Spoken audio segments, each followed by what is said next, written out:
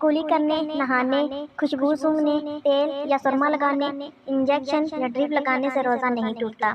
नाक में दवा वगैरह डालने से रोज़ा उस वक्त टूटता है जब वो हलक से नीचे उतर जाए। इसलिए रोज़े की हालत में नाक में दवा डालने से इज्तनाब करना चाहिए, क्योंकि इस बात का कभी अंदेशा है कि दवा हलक से उतर जाए। रोज़े की हालत में इतलाम हो जाने से रोज़े पर कुछ असर नहीं पड़ता। रोज़े की हालत में बीवी से बोसो किनार करने से रोज़े पर कोई असर नहीं पड़ता।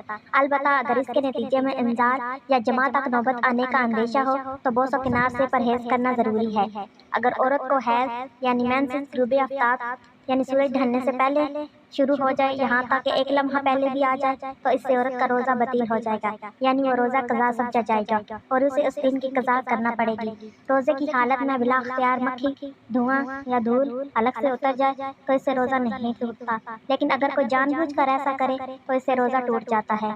इस सूरत में सिर्फ कज़ा लाज़िम होती है, कफ़ारा नहीं। रोज़े की हालत में कोई चीज़ चख कर थूक देने से रोज़ा नहीं टूटता, लेकिन बिला उज़र ऐसा करना मकरूह है। अगर कोई औरत बच्चे के लिए गज़ा नरम करने के लिए कोई चीज़ चबा कर दे तो मजबूरी में ऐसा करना जायज़ है। अलबत्ता इस बात का ख्याल रहे कि इस चीज़ का कोई ज़रा हलक से नीचे ना उतरे, वरना तो रोज़ा टूट जाएगा।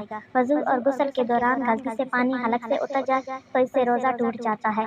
इस सूरत में सिर्फ कज़ा लाज़िम होती है, कफ़ारा नहीं। रोज़े की हालत में कुली करने के बाद 1-2 बार थूक देना काफ़ी है। इसके बाद मुंह में जो तरी रह जाती है, इससे रोज़े पर कुछ असर नहीं पड़ता।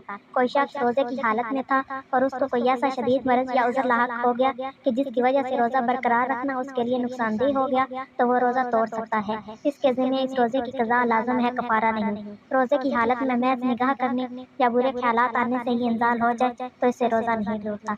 मज़ीद इस्लामी मालूमात के लिए इस चैनल को ज़रूर सब्सक्राइब कर दीजिए। जज़ाकल्लाह।